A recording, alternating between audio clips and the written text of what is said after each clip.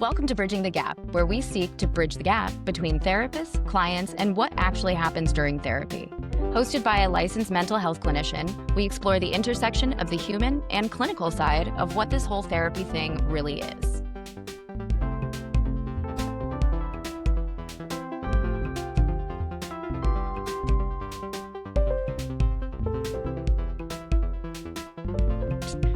Hello, and welcome to today's episode of Bridging the Gap. I'm Caroline Dumond, licensed marriage and family therapist, and today I have the pleasure of sitting down with our clinical director of operations, Chris Dutton. How are you doing today, Chris? I am well. How are you? Good. I appreciate you taking the time out of your busy schedule. Happy to do it. Yeah. So let's just kind of start by explaining how you started with the Bridge. Oh, sure. Yeah. So I came to the Bridge in August of 2019 as the clinical director of community and school services. So like right before COVID. Yes, that actually made my first year here very interesting. Okay. And so you shifted over from that position into now the clinical director of operations. Yeah. And we've seen huge shifts in the Bridge since then. I think pretty positive ones. Well, thanks. Sure.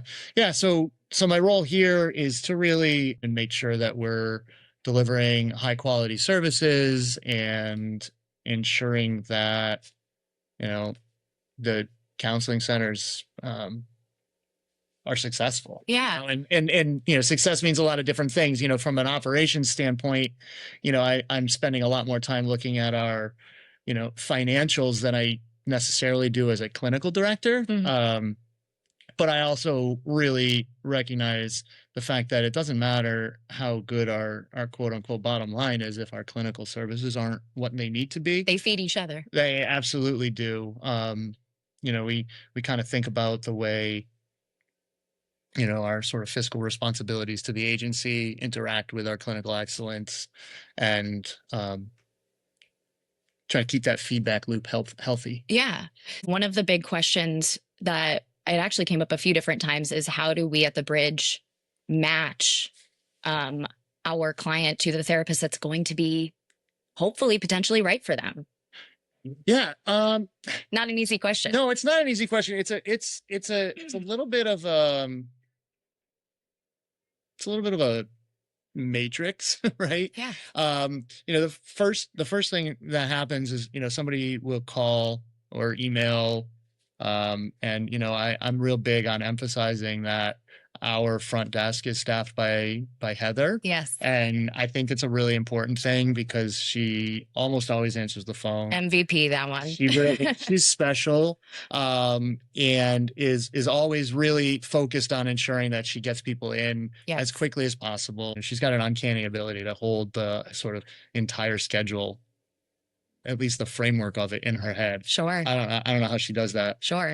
But so it starts with that, right? So it's the phone call to Heather, and you get scheduled for an IA. Get scheduled for an IA. An intake right? assessment for those who aren't familiar. And an intake assessment, again, just to go into that a little bit, it's not a psychotherapy session. It is typically 60 minutes, and it's really helpful for that clinician and us as an agency just to get a baseline information about how to then place you. Right. So the placement actually starts to a degree at that phone call, right? Sure. So, Heather's first question is like, well, what's your availability, right? And so the first thing she's trying to do is get somebody into the earliest possible appointment.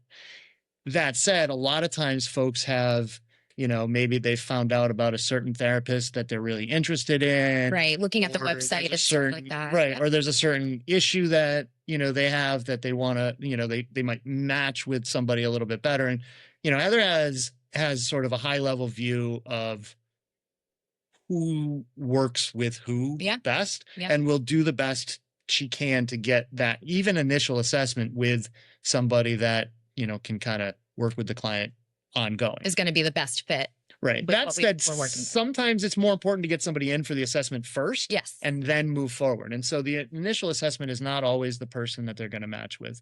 But after that initial assessment happens, the provider will spend some time writing up their findings, doing sort of initial clinical impressions, and that will go to our clinical director Martin Smith, who will then sort of, if the intake therapist is not going to keep the client for some reason, whether that be scheduling, lack of fit, right, and lack of fit in terms of maybe the client prefers to work with a male versus a female, or a younger clinician versus an older clinician. Right, exactly. Sometimes there's demographic things, right? Right, exactly. So Martin will take all that information, those initial clinical impressions, client preference, scheduling issues, all those things, and kind of put them together and look at them and say, all right, this person is going to be a really good fit for Caroline. Yep. Or, this person could really use some targeted trauma treatment, and maybe they're going to sit down with Andrew or Anna to,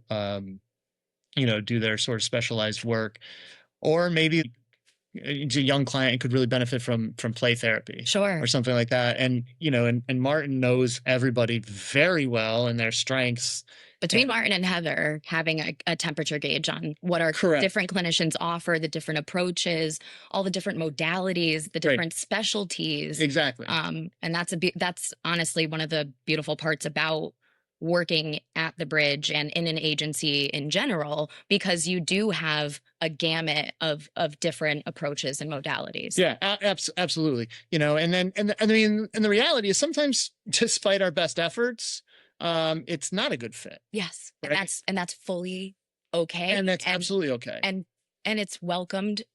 It's a welcomed conversation, actually, which right. It can be an uncomfortable conversation, but it's important for it to be a right fit on all sides of the equation.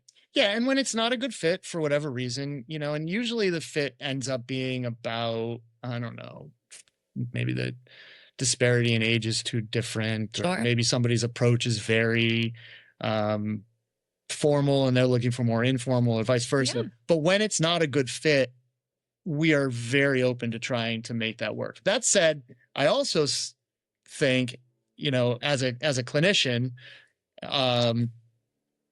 sometimes the fit is part of the process. Totally. And so, the first time somebody brings up to me that they don't think it's really a good fit, like, well, let's talk about that for a couple of weeks and see. And as long as that client's not drawing a hard line in the sand and saying, I'm never coming in the room with you again. Right. Which that has happened. Sure. But as long as they're not saying that, then let's work through this a little bit, see if maybe it's just a growing issue and something we can resolve, or maybe it's something we do need to move. Sure, because that conversation would also then help inform you as their clinician to refer them out to a clinician that or believe might be a better fit based on that conversation. Correct. Right. And so if between the client and the therapist, you're really like, yeah, you're right. You know what? This is not serving this as well as this issue as well as it could be, then Martin will make some adjustments. Also, maybe I look like your evil stepmother. Well, that's true. Right. I don't know. Maybe you knew someone by the name Chris who bullied you in high school, and you don't want your therapist to be named Chris. Listen, again, we can talk about it, but years ago, I spent a lot of time working in residential care, and in two separate situations and two different programs I worked in, before I went back to school for my master's degree, there were two different clients that can see them both clear as day, were triggered by my presence in very specific ways, based on, one was the way I would stand, and one was my voice reminded them of a family member. And and actually that young person, I had a really good relationship with that person most of the time, but when he was escalated, something about my voice reminded him of his stepfather, and he just could not de-escalate in my presence. Once the crisis was over, we'd go back to playing video games or shooting hoops in the driveway. But in a crisis situation, I was completely ineffective with this kid. Yeah. Which I mean, not to overly toot my own horn, but which was like kind of foreign to me, because I was really like good at that type of thing. Yeah. And then to watch this happen, I was like, you know what is going on here? And we finally were able to between me and his therapist in the group home and him, we were finally able to figure out, like, that's what it was. And so when he was escalated, I tapped out and let somebody else manage that crisis, because it wasn't going to work. But if there's something like that, like, we're not going to know that ahead of time. No. On paper, you could be a great match, but there's something about you, like you said, your evil stepmother or whatever, that it's game over. But the fact that you were even able to pick up on that information about how, you reminded this person of another family member that was distressing to them, that says a lot about the relationship itself. Even though you weren't effective in a crisis situation, specifically with this person, the therapeutic rapport was still there in terms of you being able to gain that understanding. And then you're right. Maybe I'm not the person to step in when you're having and that's okay. Right. And when we talk about matching therapists here, that's the kind of thing that, it can come out of left field. And if something like that's going on, why would we want to force somebody to sit with them? Right. So, back to your original question, how do we match? It's a matrix. It's convoluted. It's challenging. Sometimes there's it's not at all, but there's different levels of, sometimes it's the first available person, And then it just so happens to be a great fit. Right. My personal therapist that I see was the first person to call me back. Right. It turned out it was a really good fit. If it wasn't a good fit, I wouldn't have continued. It turned out it worked really well, but it was the first person that called me back. Yeah. Right. Which that's another thing I'll say is, it's an issue, and it's a known issue in our field that a lot of times, especially in private practices where, folks are they're overstretched and it's hard to call people back. Yes. Which is why, I like to, when I'm out in the world trying to bring people to the bridge, I will tell potential referral sources all the time, tell your potential client, just pick up the phone and call Heather. Right. And the fact that they have a person they're going to call, yes, they can either get her, leave a message, and she'll get back to them is so important, because it's that first step. It's that first contact, that first, you don't feel like you're going to get lost in the mix. And I know, even, from even a patient's perspective myself, it takes a lot to make that first phone call on top of it all. And then to, either not get a response back in a timely manner, or to feel that, maybe it wasn't even received at all, or so that can be really defeating. So I'm happy that we have a system in place where you're going to get a response and we're going to get you in. I'm not going to pretend that we're perfect and we do that 100% of the time, but it is a priority to get back in touch with somebody in 24 hours because we need to. It's important. Because like you said, people work up to that first phone call a lot. Yeah. And if we don't capitalize on that, then, they may not call somebody again and they're sitting in distress. Right. Kind of makes me think about this other question that we get all the time. I know you've gotten this question. We've gotten this question for years. Does the bridge only work with children and families? Because we are called the Bridge Family Center. Right. Go ahead. Yeah. Well, and the Bridge's tagline is every family, every child, every time. The Bridge is, as an agency, the whole agency is primarily an agency that services youth. But yeah, we serve everybody. I think our youngest client on our roster at the moment is 4 years old. And I was curious what our I look at the ages of our clients on a monthly basis as part of my reporting process in the operations role, and I can't remember the exact age, but at one point in the not too distant past, our oldest client was 72. Okay. So and everywhere in between. Yes. Yeah. And it is nice, even as clinicians, we do tend to, as we gain experience, tend to kind of go into more specific types of clients and types of presenting problems and challenges. But I'm almost positive every single clinician here at the Bridge works with all ages. Yeah. There's nobody that has no kids or no adults. But again, back to, what's the match, right? There's folks that are definitely more experienced with couples or more experienced with older adults. Like Caroline Dumond over at our Farmington location, she's really big on play therapy. She is a fantastic play therapist and sees majority youth. Yes. That said, she also has adults and teens and does great with them as well, yes. right? Also in our Farmington office, we also have a woman there who works really well with, older women who are going through life changes. Yes. Right? And that's a specialty. That said, she also has 12 and 13-year-old kids that she's working with. Right. Because as providers, we're going to treat all comers. Yeah. as best we can. And, when there's a specialized issue, we try to match that. And again, like you said, people kind of gravitate towards a niche. You start to realize you're, either really gaining a lot of experience in a certain area, or you really get a lot of satisfaction with working with a certain population. Certain settings, certain types of, like you said, presenting problems, right? I mean, Right. based on the trajectory of my career, I really, developed a specialty around, trauma and attachment.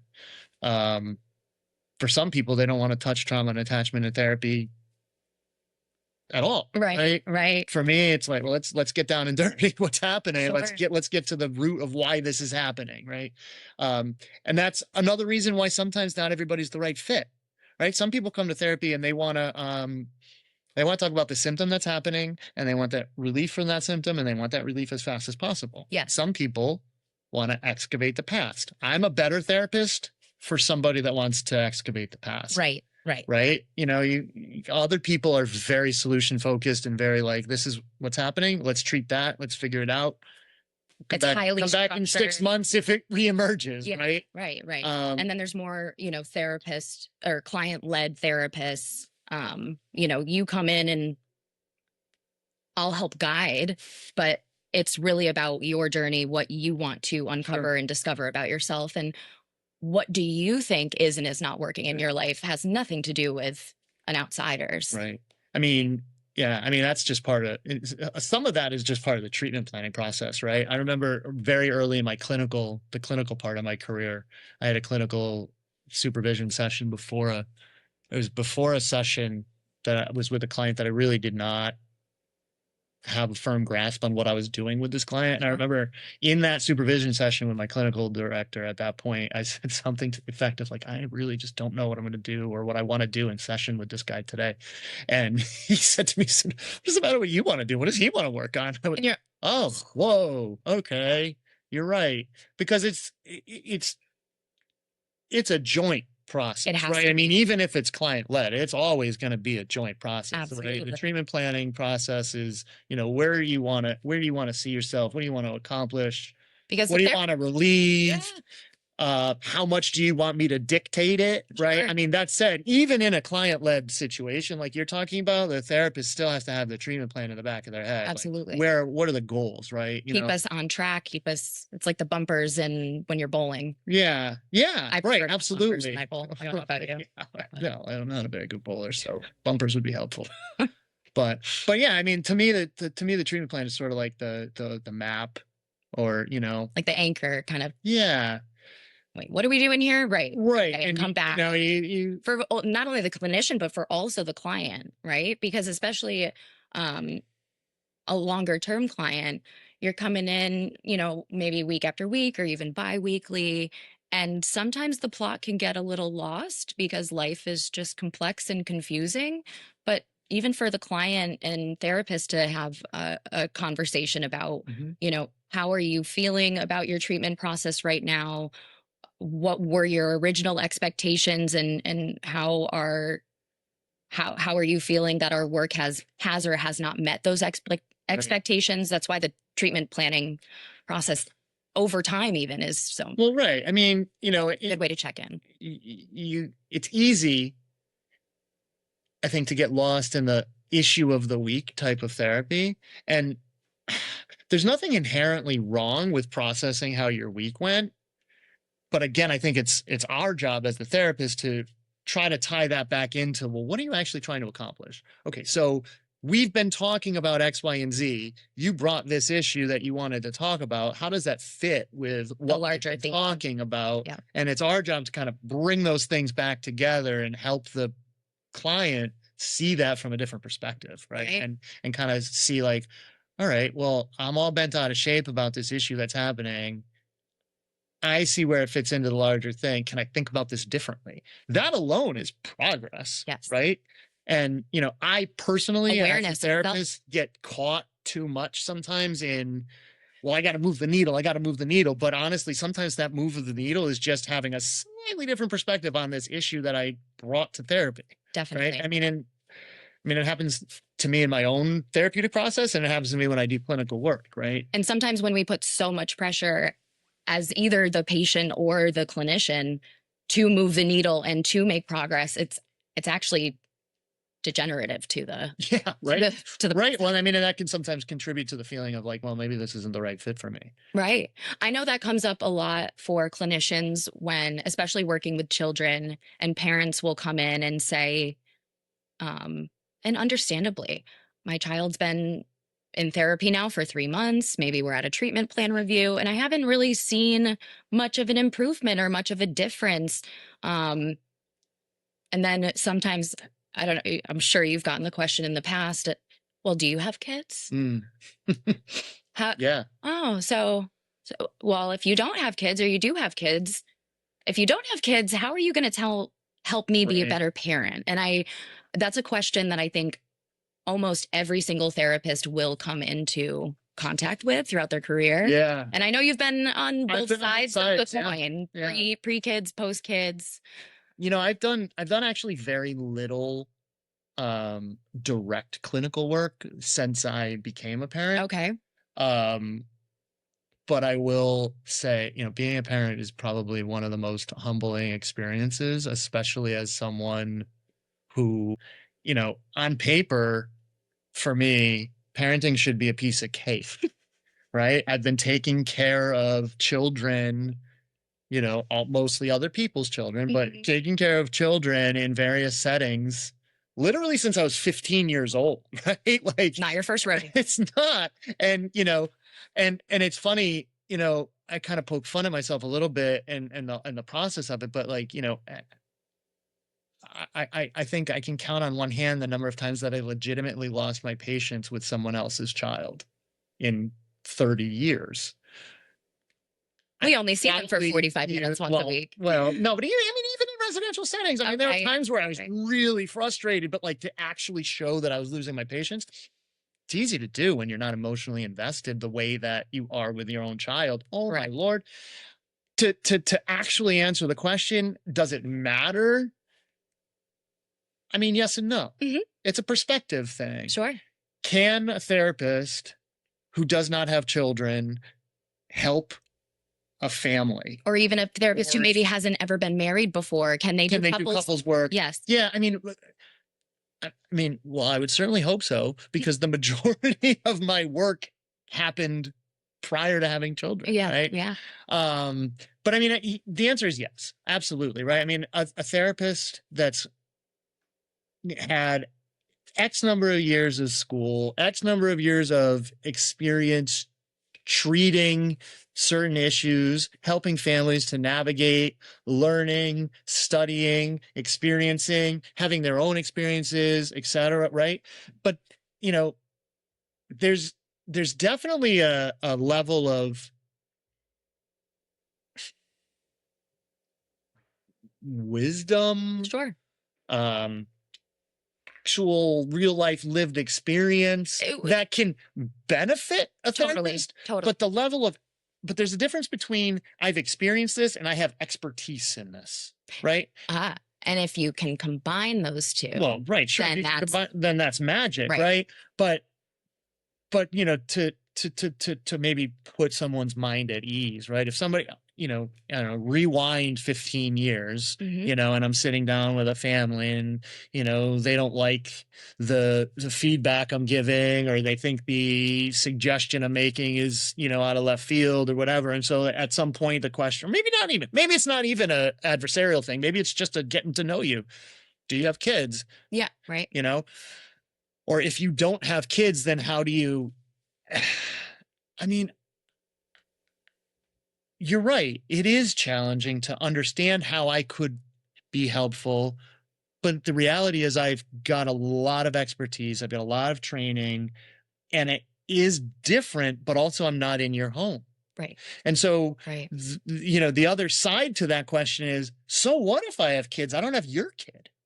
Yeah. And that goes back to everyone's the expert of their own life. Even exactly. If I grew up in the same neighborhood as you and went to the same school, our experiences are going to be completely different. Listen, even two kids in the same family. Oh, I was just going right? to, that's exactly the example I was going to say. Yep. You know, your siblings had a different experience growing up than you did. How can that be possible? We had the same family. Well, right. But I sat here at the dinner table and she sat there at the dinner Right. table. One and kid that is- made all the difference. One kid is the kid who made the parents into parents. Well, right. That's a Right? whole different, yeah, that's a whole different story. Absolutely. And it's like they're doing that first time parents with their oldest child. It's, you know, it's an interesting, it's really beautiful actually, but it's like they're figuring this out together almost. Yeah. I mean, it's really interesting. Like they're a human for the first time and their parents for the first time. And wow. Yeah. It's interesting to actually watch that in my own kids, to see the difference between the older and the younger and how we do things and how they react to things. Sure. And they're just they're individuals. And even if we do the exact same thing, the exact same way, they're still different individuals. Right. Yeah. Great point. And so, again, getting back to the original question of, you know, does it matter? I mean, I think it can matter. It can matter when you get to the idea of, is this the right fit? Yeah. But it doesn't matter in terms of, if someone is a solid clinician, their life experience should likely not negatively impact their clinical judgment and practice. correct. Whether that life experience, that personal experience matches or is abhorrently different from their clients. Right. Yeah. I mean, I think, you know, I mean, we've talked about this a little bit a few weeks ago in team. There's, as providers, we all run the gamut of how much we use.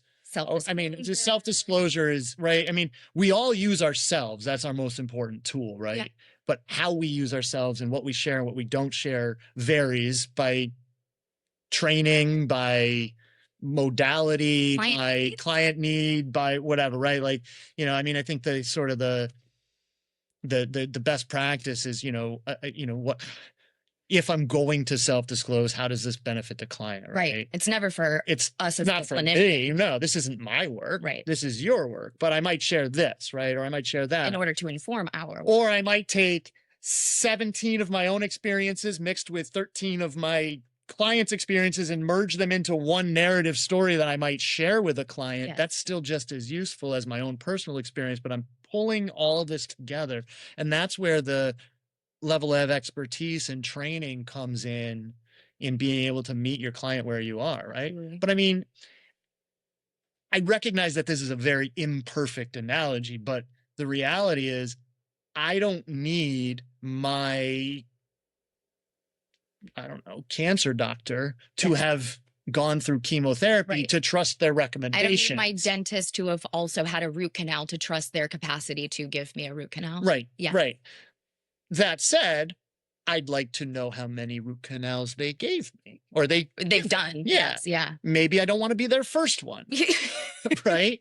But I don't need them to have had their own to understand. And it's imperfect because this is not as clean of a medical procedure. Right. That said,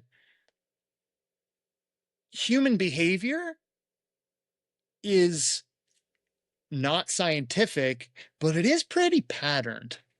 And we learn patterns and we learn to recognize patterns.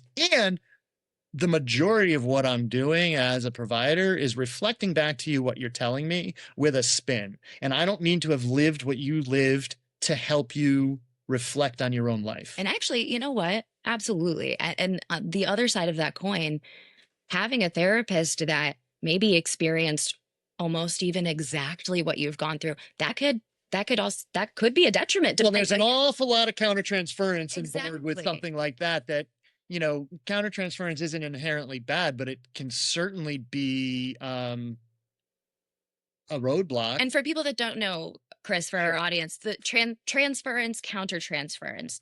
Transference is typically when our clients, like you were talking about actually earlier, your voice had reminded. So that's the client's transference onto you, which is impacting in some way, shape, or form. And actually, transference and countertransference can be positive too. They are very positive. Yeah, exactly. It's not an inherently bad clinical thing. process, right? Definitely.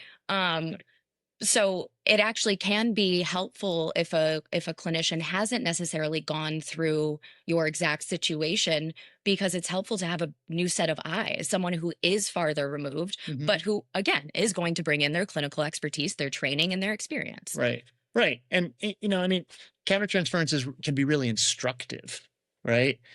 But it shared incorrectly, or over identification, or all of that can impact boundaries and can impact the client feeling comfortable, et cetera. And so when there's too much similarity, it can get in the way. Absolutely. So I mean, hopefully an experienced therapist, their sort of mini me walks in the door. An experienced therapist is able to recognize, their flags go up. Okay, this is something I'm going to have to talk about in supervision. Totally. Right? Because Oh yeah. otherwise you end up in a position where you're potentially working out your own stuff with your client, and that Making is assumptions.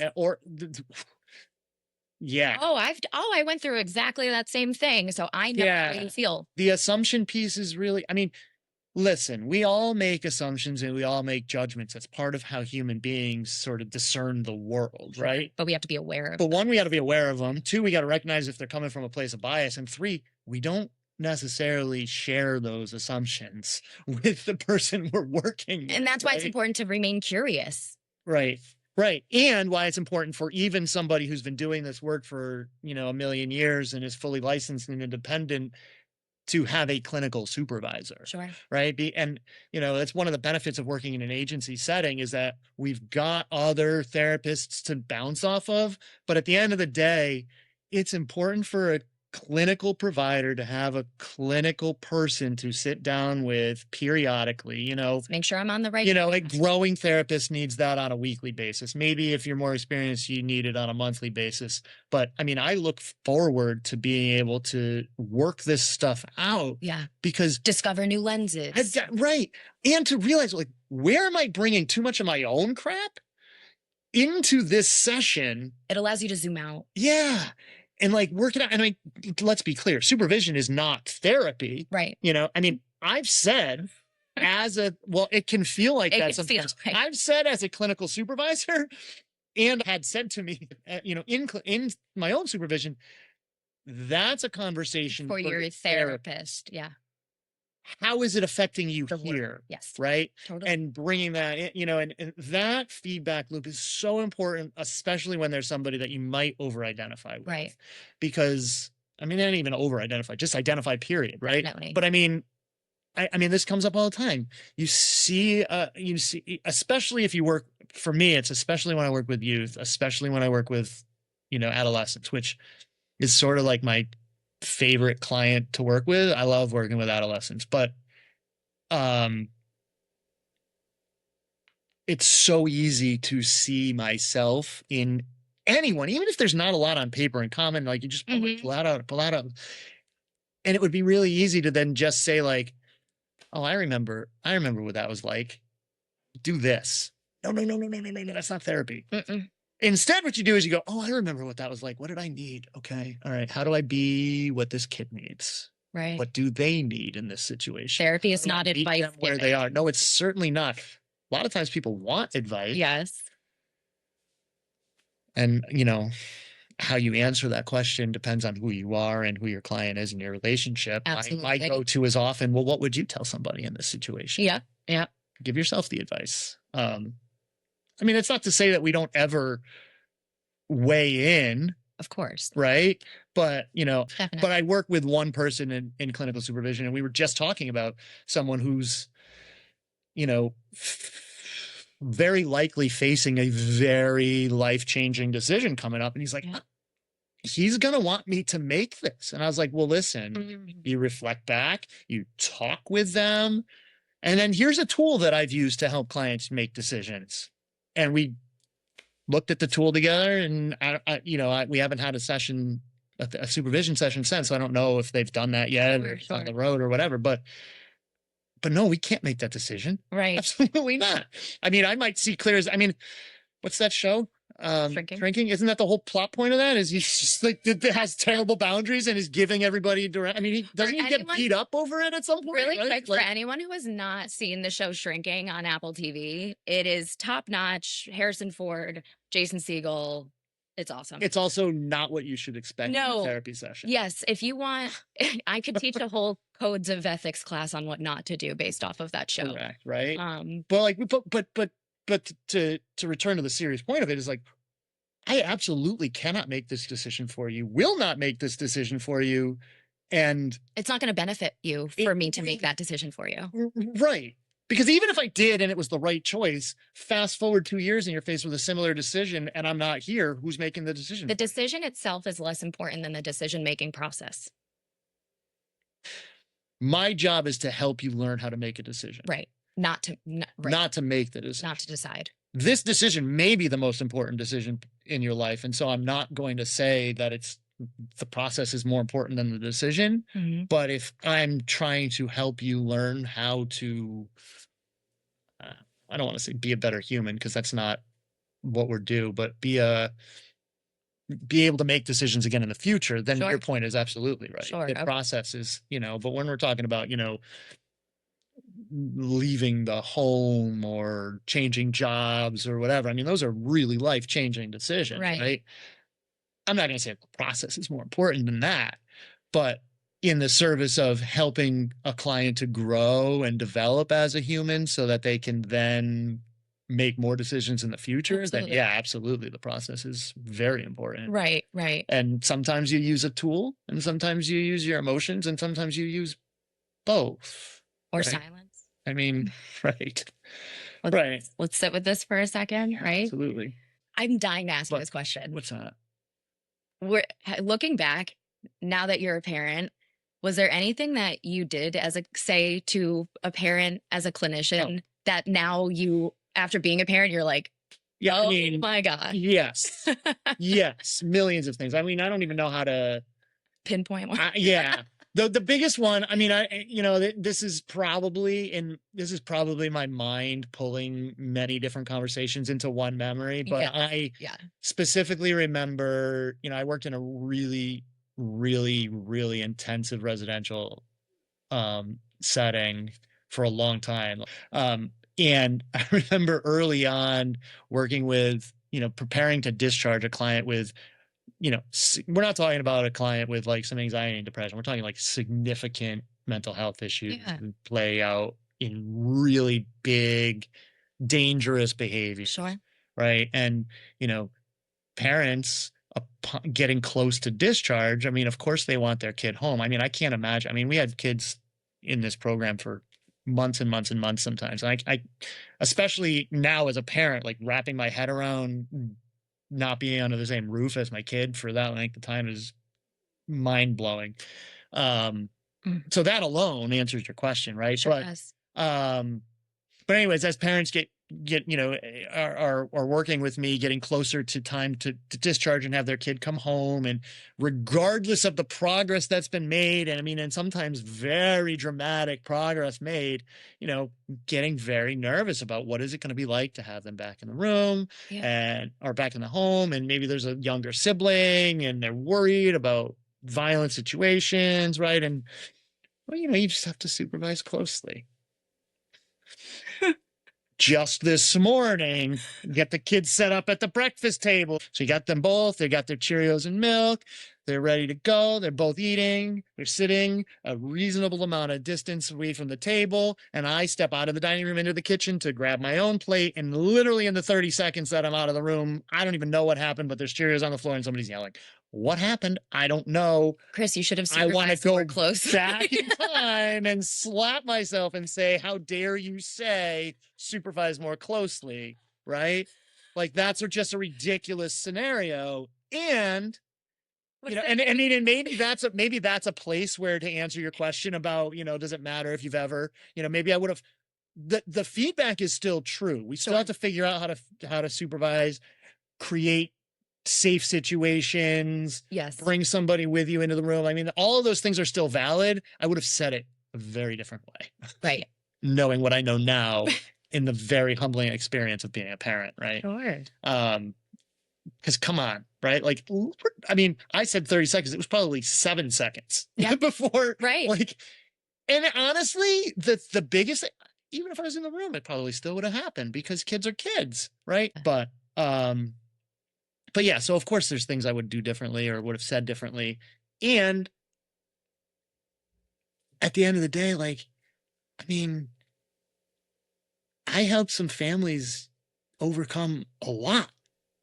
Mm-hmm. And at the time, I didn't even think I was going to have my own family. Right. Right. Like, and I still, and, you know, so, you know, it's a different perspective, but you can still be effective. Definitely. Yeah. Thank you. I appreciate that perspective. Because it certainly is a question that comes up very often in sessions. It's related to, and I'm way past this being a question that I get anymore. I'm long past being, you know, people saying to me, "Well, aren't you kind of young for this job?" That ship sailed a long time ago. But I know, especially for a lot of our therapists, you know, we get that. You know, sure.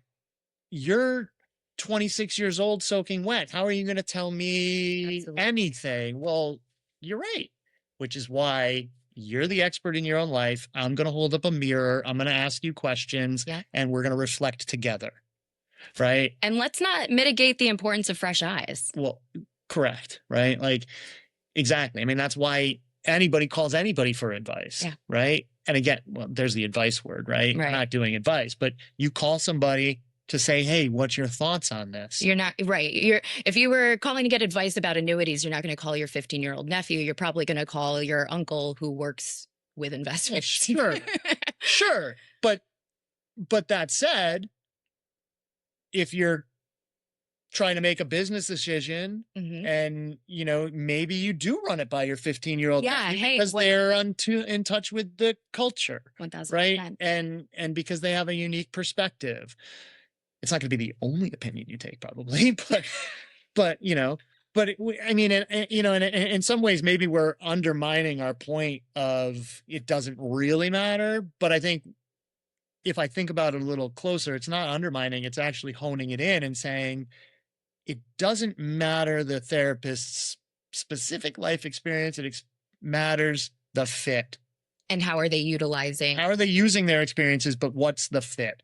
You know, and it goes all the way back to the beginning of our conversation. We kind of come full circle back to fit is to me, fit is much more important than specific life experience. Yeah. Specific life experience can be part of fit, but it's not the be all and end all. I could have somebody sit down with me that's the exact same age with me, exact same type of kid situation, family situation, life experience, everything, and hate having that person as a provider.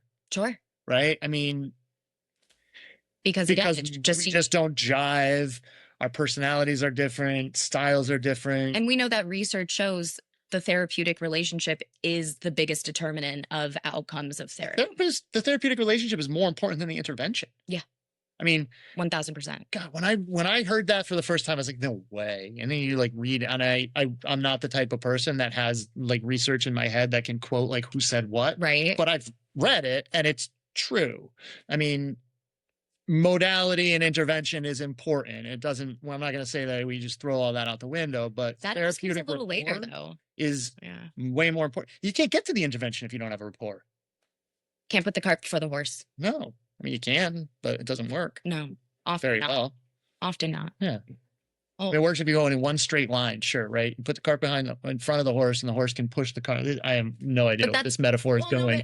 But you put the cart, is it efficient? And you go straight. Sure, rear wheel drive cars work until you lose traction, right? And when you lose traction, that's where the goodness of fit becomes much more important. Definitely. Because that's when the therapist can help to steer, right? Definitely. And I mean, that we just mixed like 75 metaphors, but I think that's okay because the point is fit is more important. Yes. Or one of the most important parts of, is this therapy going to be successful? Right. And, you know, when you do call in to schedule an intake assessment, again, going back to our beginning of the conversation, if you end up doing an intake with a clinician and don't feel that that clinician is a fit for whatever reason, absolutely, we encourage you to say something. We want your work to be tailored to you, what you need, and how you need it and when you need it. Yeah. So give Heather a call. Right. For sure. She's waiting for you guys. Yeah. Well, she's not waiting. She's very busy, but she'll happily take your call. The phone is waiting at her desk that she is at. Absolutely. But thank you very much, Chris. In all seriousness, this was a really helpful conversation. I appreciate your perspective. And yeah, maybe we'll have you on again soon. Sure. All right. Thank you. Thanks. Take care.